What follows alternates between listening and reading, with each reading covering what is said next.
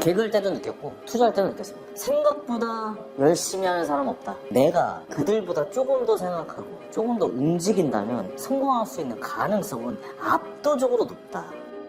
굉장히 흥미로운 부분이 있는데요. 인생의 철학자를 한 명 딱 정해놓고 그 사람하고 대화하듯이 산다. 그 철학자를 바로 쇼펜하우어로 말씀을 해주셨어요. 그런데 때로는 그 쇼펜하우어를 멀리해야 할 때도 있다라는 말씀도 같이 해주셨습니다. 한번 작가님의 말씀을 듣고 싶네요. 쇼펜하우어, 그러니까 저는 인생의 철학자 한 명과 지속적으로 대화를 하면서 살아야 된다라고 생각해요. 그러니까 죽은 자와의 대화를 하는 거죠. 그게 이제 의미 있는 것 같아요. 왜냐면 현생에서 찾기 힘들어요, 그런 분을. 몇천 년 축적된 분들 중에 한두 명 계신 거기 때문에 현생에서 물론 좋은 분들도 많고 좋은 얘기 해주시는 분들 많지만 정말 원사이드하게 나에게 이야기해주는 사람은 그 사람밖에 없고, 그러니까 서로 대화가 되면 안 돼요, 그 사람이랑. 왜냐면 대화가 되는 순간 생각이 다르면 또 싸움이 날 수 있지.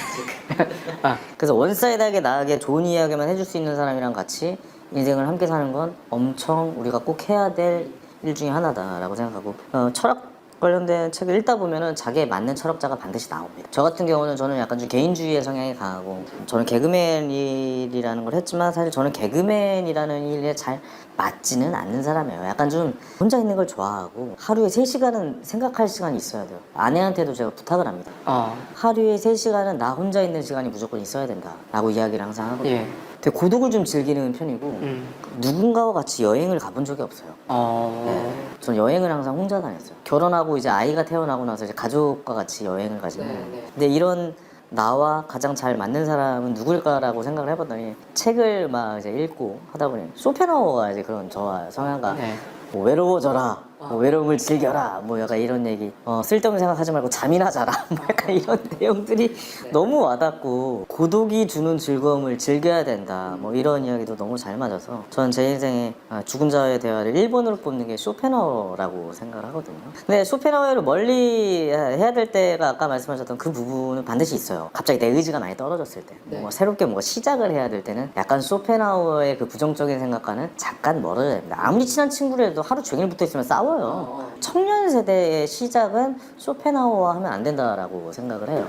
쇼펜하우어는 어느 정도 이제 경제적인 자유를 얻고 안정된 생활에서 나는 과연 뭐가 필요한 사람인가에 대한 고민을 하게 될 때 쇼펜하우어와 친해져야지, 지금 20대가 갑자기 쇼펜하우어와 지금 바로 친해져 버리면은 세상을 약간 좀 다르게 보실 수도 있을 것 같아가지고 제가 책에다 그 얘기는 썼어요. 쇼펜하우어와 친해질 땐 조건이 있다. 지금 뭔가 시작하려고 할 때는 약간 좀 멀어져. 단 뭔가를 이루고 난 다음에 이분과 절친이 되어라, 뭐 이런 이야기를 써놓은 것 같아요. 갑자기 딴 길로 탁 새는 얘기긴 합니다만, 주식 투자로 해서 사실 개그맨으로서 그 오랜 시간 이룬 경제적 규모보다 훨씬 더 크게 성공을 하셨는데, 언젠가 제 아내가 그런 말을 해준 적이 있어요. 작가님 나오는 TV인지 유튜브인지 모르겠지만 영상을 봤는데, 거기에 보니 우리가 진짜 주식 투자 한 번이라도 해보신 분들이면 잘 아실 겁니다. 주식은 내려갔을 때 저렴한 가격에 사서 올라갔을 때 비싼 가격에 팔아야 수익을 얻는 게 주식이잖아요. 근데 정말 해보신 분들은 아시겠지만 그게 잘 안 되고 보통은 반대로 됩니다. 그래서 그 부분을 극복하기 위해서 진짜 막 나가서 막 뛰고 손을 묶고 이런 에피소드를 아내가 저한테, 저도 예전에 지금도 하고 있습니다만 미국 주식을 오래전부터 했었으니까 그런 조언을 해주더라고요. 그래서 그게 굉장히 인상 깊었는데 이렇게 직접 만나 뵙게 됐으니까 그때 얘기를 잠깐 한번 들어주시면. 제가 이제 2017년도에 부동산 투자를 다 끝내놨어요. 2011년도 초반에 가지고 있는 자산을 전부 다 이제 부동산 투자를 다 완료를 해놓고, 전 사실 떠나려고 그랬어요. 이게 한 투자자분을 만났는데 그분이 이제 그런 날마다 한국에 오시는 분이에요. 근데 뭐 옛날부터 좀 친하긴 하고 뭐 방송 때문에 알았던 분인데, 뭐 애널리스트 하시다가 이제 투자로 인해서 이제 외국에 이제 사시는 분, 그 무슨 일 하세요? 라고 물어보면 내 본업은 육아야, 뭐 이렇게 이야기하시는 분이 투자자세요. 되게 유명한. 근데 그분이 이제 무슨 위기 때마다 이제 한국에 오시는 거죠. 뭐 예를 들어 IMF 이후에 와서 엄청나게 또 수익을 거뒀고, 서프라임 모기지론데 2009년 뭐 이때 와서 또 큰 수익을 거뒀고, 그다음 세 번째 들어온 게 2020년 코로나 때 이제 들어오셨는데, 그 중간에 잠깐 좀 만날 일이 있어가지고 제가 그분과 대화를 하는데, 부동산 투자는 좀 삶이 다이나믹하게 변하지 않는다. 뭐 예를 들어서 뭐 대출이나 이런 문제, 그다음 뭐 갈아타기나 이런 문제, 그러면서 또 올인을 계속해서 올인에 그 배수로 또 올인 뭐 이렇게 가야 되는 게 부동산이기 때문에 네 인생이 그렇게 뭐 다이나믹하게 바뀌지 않아요. 월세를 받아도 뭐 연간 뭐 그렇게 많은 퍼센트를 받는 게 아니라 또 강남 쪽에 그런 부동산을 한다면 오히려 마이너스일 수도 있어. 건물의 가치가 상승할 때까지 기다려야 되는데 그 순간까지는 어떻게 살 건데 뭐 이런 얘기를 하시면서 그럼 제가 인생이 다이나믹하게 달라지려면 어떤 걸 해야 되냐라고 물어봤을 때 주식 투자를 한번 공부해 보는 게 어떠냐. 주식 투자로 성공하신 분들은 엄청 그 수가 굉장히 적다. 근데 너의 성향을 뭐 옛날부터 봤는데 너는 잘 맞을 수도 있다. 뭐가 잘 맞느냐는 얘기를 뭐 물어봤더니 너의 성향은 사실 뭐 진득하게 앉아서 트레이딩을 하거나 그런 거는 넌 박살이 날 수 있으니 나처럼 어느 정도의 사이클에 맞춰서 투자해보는 것이 어떻겠느냐라고 해서 그때부터 이제 공부를 시작하게 된 거죠. 그때부터 막 이제 코스톨라니 책부터 시작해서 현명한 투자자 엄청나게 이제 주식 관련된 책들을 이제 그때 이제 파기 시작해서 한 1년 반 정도 공부를 했더니 그때 2017년도에 시작해서 2019년 뭐 중반 뭐 이렇게 지나가는데 공부를 끝내놨더니 항상 저는 이제 한 1년 반에서 2년 정도 뭔가를 먼저 해야 돼요. 그게 왜 그러냐면 개그맨 때 그걸 해봤기 때문에 개그맨 생활을 준비하기 위해서 극단에 들어가서 한 1년 정도 이상 반 했고 투자할 때 그러니까 부동산 투자할 때도 대학원 들어가서 한 2년 정도 내가 여기를 마스터해야지 그 다음 스텝을 가야 된다고 생각하기 때문에 이 성공 경험을 바탕으로 주식 역시도 뭔가 1년에서 1년 반 정도는 뭔가 무조건 2년 정도는 무조건 내가 파고 나서 그 다음에 도전을 해야 된다라는 걸 그게 저의 정말 성공 방정식이었거든요. 그렇기 때문에 그 방정식에 따라서 하다 보니 공부를 어느 정도 하고 주식창을 보다 보니 미치겠는 거죠. 그쵸. 얘는 계속 우상향해요. 뭐 테슬라가 얼마 올랐어요. 뭐 애플이 얼마가 갔어요. 마이크로소프트가 얼마예요. 다음날 신문 보면은 정말 그 신문 찢어버렸어요. 너무 화가 나서. 아니 내가 너무 이거 근데 이게 부동산처럼 뭐 이게 진득하니 이렇게 기다려서 뭐 지가의 상승, 뭐 나라에 나오는 정책이나 이런 거의 흐름을 거시적으로 보는 것이 아니라 얘는 미시로 들어가가지고 디테일하게 봐야지만 알 수 있는 거고 매일매일 그 가격이 눈에 보이잖아요. 미치겠는 거예요. 근데 저의 성공 방정식이 아니었던 거죠. 사고 싶은 거예요. 내가 사면 될 거 같고 미치겠는 거죠. 그때부터 이제 어떻게 했냐면 용산역으로 나가서 뛰었어요. 용산역 나가서 막 소리 지르면서 뛰었어요. 막 이러면서 사지마! 니 따위가 돈을 벌 수 있는 시장이 아니야 지금. 막 이러면서 뛰고 찬물로 한겨울에 막 찬물로 샤워하고 그리고 손을 묶었죠. 이게 책상에다가 이렇게 묶고 이게 한쪽 묶고 이게 또 이쪽을 쓰잖아요. 그 이쪽을 묶으려고 이렇게 해가지고 잡고 이렇게 다시 묶고 막 제가 막 너무 사고 싶어. 주식 너무 사고 싶어. 테슬라 지금 사야 될 것 같아. 뭐 이러고 있는데 와이프가 들어왔어요. 네. 오빠 새 코 넣어지 준비하냐고. 아니야. 막 이러면서 계속 버티고 손도 묶어보고 찬물 샤워하고 거의 뭐 매일 밤 책상에 머리 박고 그러니까 이런 이야기는 모르잖아요 사실. 왜냐면 결과로만 이제 뭐 요즘에 뭐 신문 기자들이 좋아할 만한 뭐 단어가 또 예능에서 한번 나오면서 뭐 100억 막 이런 것만 계속 이슈가 되고 그러는데 정말 힘들었죠. 그 뭐 맨날 머리 박고 친구들 못 만나고 막 하루에도 막 감정이 한 30번 40번씩 변하고 샀어야 되는데 다음날 일하면 안 사길 잘했다. 그 다음날 또 일하면 샀어야 되는데 안 사길 잘했다. 그 사려 그만 내가 사랬잖아. 아니다. 다행이다. 이번에 좀 떨어지. 사람 한마디에 일희일비하고 트럼프가 한마디 하면 무슨 말이야 막 이러면서 이렇게 되니까 미쳐버릴 것 같아가지고 제가 마음먹은 게 정말 그분의 말처럼 사이클에 투자하는 게 이게 나한테 맞는 장이구나. 그 매일매일 이걸 들여다보는 건 나한테 맞는 시장이 아니구나라고 해서 내가 뭘 잘할 수 있는지 계속 나한테 질문을 했죠. 그랬더니 얻은 답은 저에게는 코스톨라니의 달걀 모형이 저에게는 정답이었던 것 같아요. 그래서 엄청난 하락장에만 투자를 하기로 마음먹고 좀 한 발짝 멀리 떨어지다 보니 2020년 3월이 온 거죠. 또 그때 막상 그거 오잖아요. 또 손을 묶어요. 이게 지금 맞는 거야? 이 세상이 망할 것 같은데? 사야 되는데? 잠깐만. 못 살 것 같아. 사셨죠 그때 결국 샀죠. 와 사자의 심장으로. 그때 이제 돈을 5개로 쪼갰는데 처음에 3개로 쪼갰다가 안 되겠다. 3개로는 못 넣겠다. 5개로 쪼갰어요. 네. 가지고 있는 걸. 그것도 10개로 쪼갰다가 이렇게 하면 주식 안 하는 것만 못하다 해가지고 다시 5개로 쪼갰다가 다시 3개로 쪼갰다가 다시 5개로 쪼갰다가 그렇게 마지막에 총 5개로 쪼개서 그때부터 제가 지금 돈을 투입을 시작했어요. 그 운을 알아보기 위해서 공부를 해야 용기가 나는구나. 이 상황을 이 용기를 내기 위해서 공부를 하는구나라는 거를 그때 처음 느꼈어요. 두려움. 근데 이 두려움은 뭐 인간의 본능적인 감정이고 생존을 위한 감정이기 때문에 이 두려움을 못 느끼는 사람이 오히려 더 위험한 겁니다. 두려움을 느낀다는 건 나는 정상이구나 라고 생각하시면 될 텐데 두려움에 대해서 작가님께서 지금까지 경험해 오시면서 거의 항상 함께 하셨을 텐데 어떻게 두려움에 대해서 반응하고 대응하고 어떻게 해오셨는지 말씀해 주시면 도움이 많이 될 것 같아요. 엄청나게 두렵습니다. 지금도.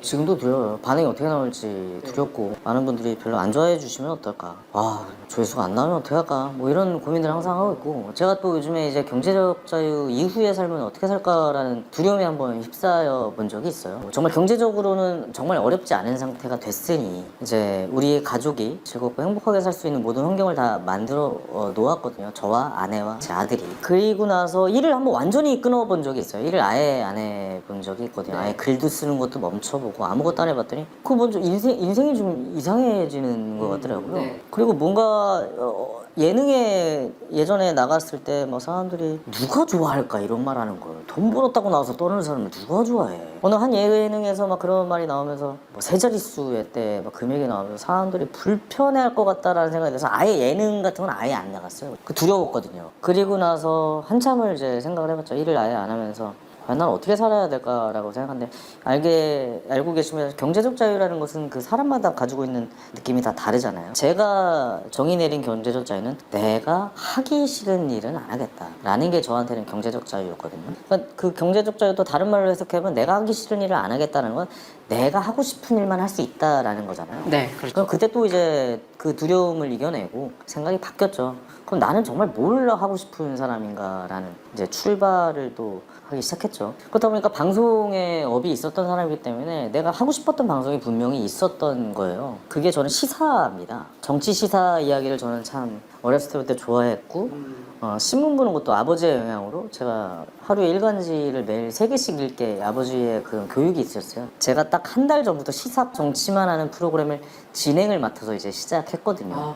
유튜브 채널을. 그러니까 두려움이란 그거 같아요. 이걸 이겨냈다고 해서 없어지는 게 아니에요. 항상 두렵습니다. 아마 하와이 대저택님도 좀 두려우실 거예요. 언제 꼬꾸라지도 어떻게 아냐고요. 그러면 또다시 뭔가를 다시 이루어내야 돼요. 근데 중요한 건 그거죠. 이 두려움이 없을 수는 없습니다. 근데 두려움은 그냥 마주하면 그뿐이거든요. 근데 이 두려움의 종류를 생각해보면 2가지 두려움인데 내 안의 두려움과 내 밖의 두려움이에요. 내 안의 두려움은 나가서 내가 뭘 하면 사람들이 어떻게 이상하게 생각하지? 저런 것까지 하고 그래.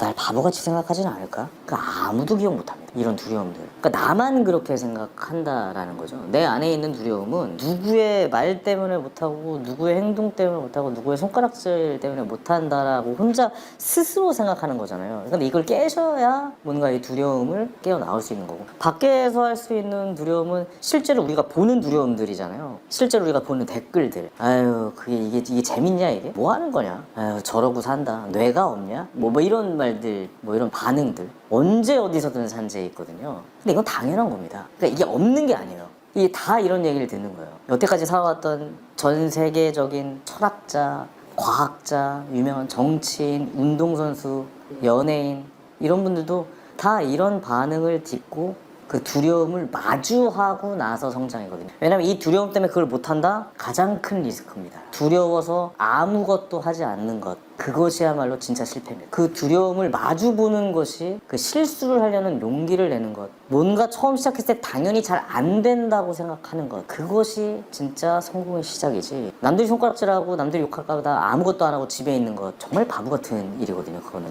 근데 많은 분들이 그렇게 해서 실제 시작을 못한다라는 것을 제가 너무 많이 들었어요. 그래서 두려움을 마주하면 된다라는 것도 꼭 기억해 주시면 바라겠고, 그러니까 막상 마주하잖아요? 그럼 그 사람들이 사라지더라고요, 어느 순간. 나는 제자리에 가만히 있는데 누군가 앞에서 멀리 나아가려고 하니까 그게 보기가 싫은 거예요. 왜냐면 나는 제자리에 있는데 앞으로 더 나아가려고 그래. 그럼 저한테 할 말이 뭐예요? 야, 그게 되겠냐? 앞으로 나가는 게? 그거 되거든. 그럼 얘는 점점 사라져서 없어집니다. 같은 자리에 있을 수 없어요, 그 사람과. 뒤에서 손가락질하는 사람들은 앞에서 움직이는 사람 근처로 갈 수가 없습니다. 왜냐면 뒤에서 손가락질하는 게 세상에서 제일 쉽거든요. 누군가가 잘 됐어요. 그럼 내가 이 정도 위치에 있어요. 이 사람을 내려앉히는 게 세상에서 제일 쉽습니다. 내가 올라가려면 엄청나게 어렵거든요. 그렇기 때문에 뒤에서 이 사람을 말로써 내려앉히려고 하는 게 그들의 생각이라는 거죠. 우리는 거기에 당하면 안 됩니다. 이 두려움에 마주해야 됩니다. 마주해야 우리가 이겨나갈 수 있는 거야. 그래야 우리가 그 앞에 설 수 있는 거고, 뒤에서 손가락질하는 걸 여유롭게 웃어주면 되는 겁니다. 어차피 그들은 손가락질하다가 사라지기만 하고 다른 손가락질할 때를 위해 찾아 떠나기 마련이기 때문에 그 두려움을 이겨내셔야 됩니다. 지금 또 말씀해 주신 말씀 들으니까 쇼펜하우어의 한국 제자 공식 한국 제자. 아우 영광이네요. 예, 역시 그런 느낌이 들 정도로 예, 그 인사이트와 작가님만의 또 이 일상에서의 그 경험들이 합쳐져서 나오는 인사이트를 들으면서 저희 구독자님들께서도 너무 많이 도움이 되실, 책에도 이 부분이 나오거든요. 생각보다 열심히 하는 사람이 별로 없고, 생각보다 도전하는 사람도 없고, 생각보다 뭔가를 이루려는 사람도 없다.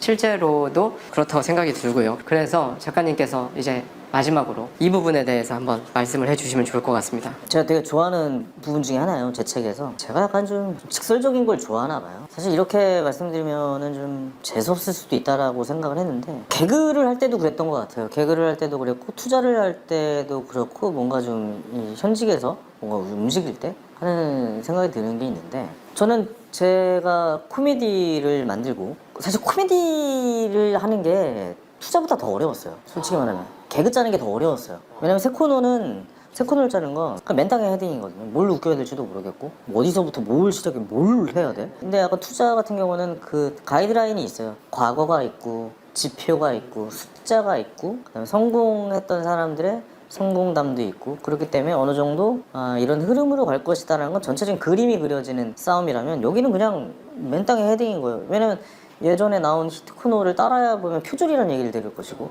완전 새로운 걸 하려니 아예 그냥 맨 땅에서 새로 부딪혀서 해내야 되는 거기 때문에, 그래서 저는 그거를 되게 어렵다라고 생각을 해서, 어쨌든 나만의 뭔가를 만들어 보자고 해서 개그 코너를 해서, 뭐 다행히게도 뭐 그때 당시에 반응은 뭐 황현희식 개그다, 뭐 약간 멀쩡한 얘기하고 정장 입고 나오면서 자기만의 개그를 한다라고 당연히 감사한 표현을 들었죠. 그래서 저는 그게 너무 어렵다고 생각해서, 저랑 같이 코너를 하거나 뭐 같이 뭔가를 이제 뭐 물어보는 후배들에게 제 뭐 이런 노하우들을 다 오픈했어요. 이렇게 해서 공감대는 이렇게 잡고, 이렇게 틀을 만들어서 매주 이렇게 넣어서 이렇게 바뀌는 거야라고 다 이야기를 해주고 하거든요. 그 뭐 듣기 싫다는데도 얘기해줬던 것 같아요. 막 뭐 이렇게 하는 거야. 그렇게 다 아무도 안 해요. 그러니까 이걸 다 오픈해요. 다 이렇게 하는 거야라고. 그 투자할 때도 마찬가지게, 제 친구들한테도 맨날, 제 친구들 뭐 단체방이 있고 저랑 뭐 친한 친구들이 있을 거 아닙니까? 뭐 한 5명 정도 있는 방에서 막 뭐 이런저런 얘기, 야 현이야 뭐 이거 이번에는 뭐 어떻게 해야 돼? 그래서 제가 다 얘기해요. 방송에서는 뭐 사실 종목 얘기나 이런 건 한 번도 드린 적이 없거든요. 되게 웃긴 게 뭔지 알아요? 아무도 안 합니다. 아무도 안 해요. 2020년대 초반에 저와 같이 공부를 했던 친구가, 야 지금은 뭘 사야 돼, 뭘 해야 돼, 지금 이거 사야 돼, 무조건 이렇게 가야 돼. 그 친구 그냥 트레이딩 하는 주식 사가지고 박살났거든요. 얘기를 해줬죠. 설득을 해요. 술 마시면서 막 이거 이렇게 하고 이렇게 가야 돼. 왜 이렇게 안 가는지 모르겠어. 그러면 그렇구나. 그래 알았어, 이렇게 해볼게. 안 합니다. 느꼈죠 그때. 개그할 때도 느꼈고, 투자할 때도 느꼈습니다. 생각보다 열심히 하는 사람 없다. 결론 내렸습니다. 그렇기 때문에 너무 감사한 겁니다. 잘 생각해 보십시오. 만약에 모두가 다 열심히 한다면 어떤 일이 벌어질까요? 아무리 열심히 해도 그 문은 더 좁아질 수밖에 없다는. 근데 지금 우리가 이 상황에서 조금만 더 내가 가지고 있는 분야에서 열심히 하고 뭔가 이뤄낸다면 독보적으로 잘 보일 수 있는 기회가 생기는 겁니다. 근데 이게 지금이 기회라는 걸 몰라요. 집에서 생각만 하다 끝납니다. 거의 대부분. 그래서 실수할 용기를 내시라고 한 거예요. 거의 안 된 친구들이 99%입니다. 그러니까 뭔가 계획하고 해 나가서 나아가려고 도전하는 친구보다, 생각만 하고 안 하고 나서 내가 그거 하려고 했었잖아. 압구정동 현대아파트 내가 97년도에 살려고 했었잖아. 서브프라임 모기지론 이후로 내가 애플 살려고 했잖아. 2013년도에 내가 테슬라 살려고 했었잖아. 이런 이야기들을 너무 많이 한다는 거죠. 개그맨 친구 중에서도 가장 많이 비슷해요. 잘 안 풀린 친구들이 이런 친구들이에요. 야 저거 내가 대학로에서 한 거야.